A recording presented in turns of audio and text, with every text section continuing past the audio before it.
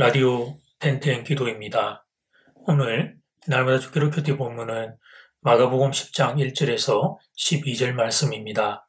마가복음 10장 1절에서 12절 말씀.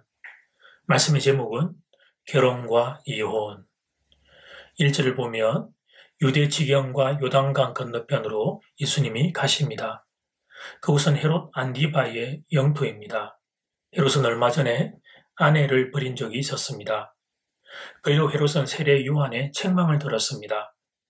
헤롯은 요한을 잡아다 감옥에 가두었습니다. 헤롯은 자기 생일에 세례 요한을 끌어내어 목을 잘라 죽였습니다. 이 사건이 생긴 후 일정의 시간이 지났습니다. 지금 예수님은 그 헤롯의 영토에 들어오셨습니다. 그때 바리새인들이 예수님께 질문을 합니다. 2절 말씀. 바리새인들이 예수께 나와 그를 시험하여 묻되 사람이 아내를 버리는 것이 옳으니까? 이 질문은 고도의 계산이 깔린 질문이었습니다. 그 질문 속에는 예수님을 노리는 함정이 숨어 있었습니다. 그래서 성경도 그들이 예수님을 시험하였다고 기록한 것입니다. 당시 유대인들의 사회 분위기는 아내를 버리는 문제를 토론하기가 쉽지 않았습니다. 헤롯의 이혼 사실을 아는 유대인들은 이혼 문제에 대하여 입조심을 했습니다. 바리새인들은 성경 해석상의 차이로 이혼에 대한 기준이 통일되어 있지 않았습니다.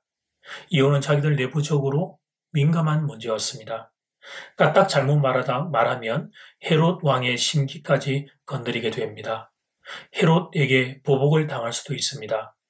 그래서 이 민감한 문제로 바리새인들이 함정을 놓고 예수님께 질문을 던진 것입니다. 예수님은 모세 율법에는 어떻게 되어 있는지 바리새인에게 반문하십니다. 우리 주님이 주로 대화하는 방식이죠. 바리새인 그들이 근거와 기준을 삼고 있는 것을 먼저 물어보신 겁니다. 바리새인들은 모세 율법을 따르면 이혼 정서를 써주어 버리기 허락했다고 대답합니다. 그들의 이 대답은 신명기 24장 1절의 말씀에 근거를 두고 있습니다. 아내가 혹시 잘못을 했을 경우 이혼 정서를 써서 내보내라고 하는 말씀입니다. 근데 원래 성경의 이 결혼과 이혼과 관련해서 원래 가지고 있는 원칙은 이혼에 대하여 불가한 원칙이 기본 기준이었습니다. 그런데 혹시 아내가 이제 잘못을 했을 경우에 그 과거 고대 근동아시아 남성 중심의 사회에서는 남편들이 아내를 그 아내의 잘못을 근거로 삼아 괴롭히거나 힘들게 할 가능성이 있었습니다. 그래서 모세가 이혼의 가능성을 열어준 겁니다. 이 여성을 위하여 그렇게 한 거죠. 여자가 이혼 정서를 받으면 결혼할 때 가져왔던 지참금을 돌려받을 수 있었습니다. 요즘으로 치면 위자료를 받을 수 있는 권리점과 같습니다. 또한 이혼 정서는 다른 남자에게 시집갈 수 있다는 허가점과 같습니다. 결국 모세의 이혼 정서는 여성의 권리를 보장하기 위한 현실적인 방안이었던 것입니다. 그런데 이 정신이 세월이 가며 변질되었습니다. 예수님 당시 유대인들은 이혼 정서를 다르게 사용하고 있었습니다. 아내가 잘못이 없는데도. 그런데 남편이 이 다른 여인의 마음이 있어서 이 아내를 내보내고 싶을 때 이혼 정서를 써주면서 내보낸 겁니다. 이혼 정서만 써주면 그러면 아내와 이혼하고 내보내도 된다는 못된 풍습이 자리하고 있었던 것입니다. 여러분, 인간은 이런 존재입니다. 좋은 제도를 나쁜 제도로 변질시켜 버립니다. 자기들이 지은 죄를 숨기기 위해서, 자기들 마음대로 죄를 짓기 위해서 좋은 제도마저 변질시키는 죄인, 그게 우리들 인생입니다. 이렇게 주님이 당시에 무너져버린 가정의 윤리와 도덕을 지적하신 후에 가정에 대한 성경의 원리를 재차 선포하십니다. 7절에서 9절 말씀입니다. 이러므로 사람이 그 부모를 떠나 그 둘이 한 몸이 될지니라. 이러한 적 이제 둘이 아니요 한 몸이니 그러므로 하나님이 짝지어 주신 것을 사람이 나누지 못할지니라 하시라. 가정은 하나님이 세우신 공동체입니다. 부부는 한 몸입니다. 하나님이 짝지어 주신 것을 사람이 임의로 나눌 수 없습니다. 이것이 창세로부터 마지막 날까지 하나님이 정하신 가정의 원리입니다. 그런데 음욕에 불타는 인생들은 이 가정의 원리를 훼손시킵니다. 대놓고 나쁜 짓을 하기엔 자기들도 부끄러우니까 이런저런 변명과 핑계와 합리화의 조건을 만들어냅니다. 오늘 본문 시점의 유대인들은 모세의 이혼 정서가 그 핑계와 변명거리였습니다. 현대 우리들은 성적인 자유가 우리의 합리화되는 핑계입니다. 성적인 자유는 개인의 권리이기 때문에 부부도 서로 강요하고 구속할 수 없다는 것입니다. 그래서 간통죄가 폐지되었습니다. 혼전 순결의 개념이 사라진 것은 훨씬 오래전입니다. 이런 시대 정신을 이데올로기로 만들어 놓고 가정의 울타리를 넘어선 성적인 욕망을 인간들이 마음대로 추구하며 살아갑니다. 성적인 자유는 개인의 권리라는 못된 이데올로기 아래에서 자행되고 있는 죄악들입니다. 자, 여기서 잠깐 균형입니다.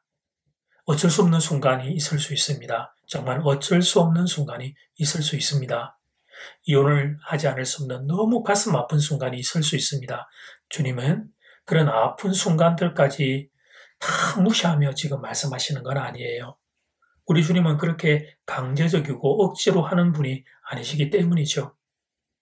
오늘 본문에서 우리 주님이 다루고 싶은 것은 그런데 우리들의 내면, 우리들의 속사람, 우리들의 이 못된 이 중심을 주님이 다루고 싶은 겁니다.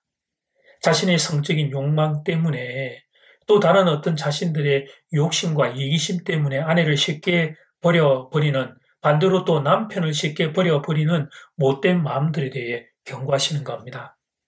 그것은 하나님의 창조 질서를 위반하는 죄악이라고 말씀하시는 겁니다. 사랑하는 여러분, 우리의 생각을 바로잡아야 합니다.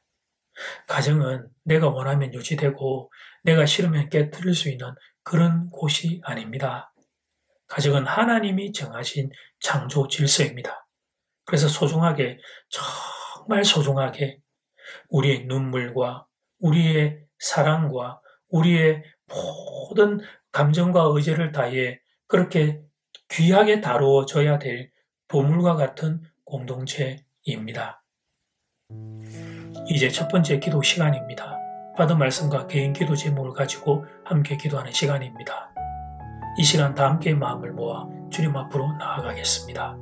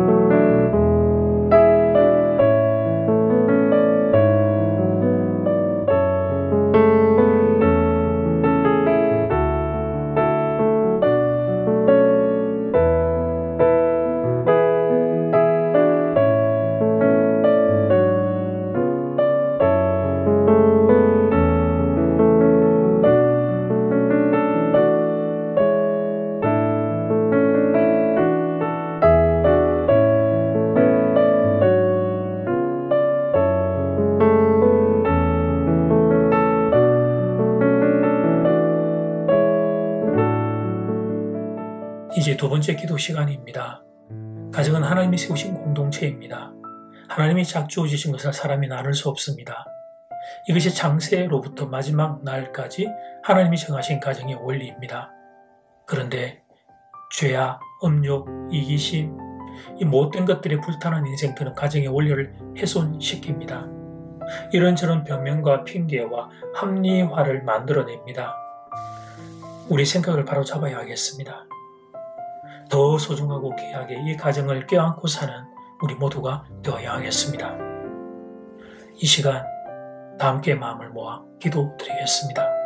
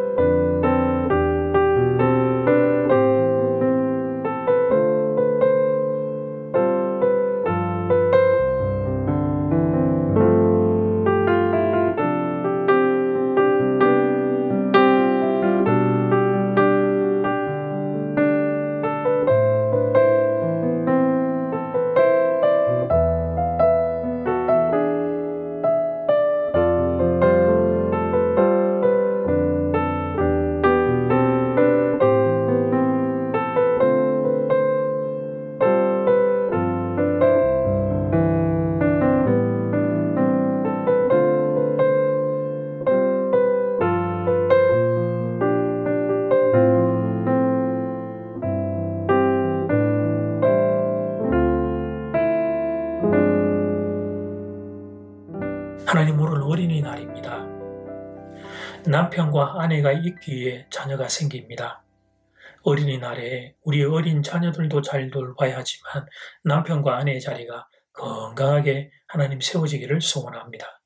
이 시대는 남편과 아내, 가정을 깨트리는 시대입니다. 성적인 자유와 개인의 권리라고 하는 못된 이데올로기로 하나님은 그 가정을 깨트리고 있습니다. 사랑하는 장전제일의 교우들의 가정을 지켜주십시오. 믿음과 사랑과 소망으로 지켜주십시오. 더 소중히, 더 귀하게 서로 배우자들이 서로를 대하는 하나님 그런 복된 가정 되기를 원합니다. 이 라디오 텐텐 기도를 듣는 모든 성도들의 가정 위에 하나님의 이 은혜를 허락하여 주시옵소서. 코로나로 인하여 어려움을 겪는 분들 계십니다. 하나님 치유의 은혜를, 회복의 은혜를, 또 하나님의 필요한 힘과 능력을 더하여 주시옵소서. 예수님 이름으로 기도드립니다. 아멘. 이제는 각자 개인적으로 기도하시면 되겠습니다. 평안한 밤 되십시오.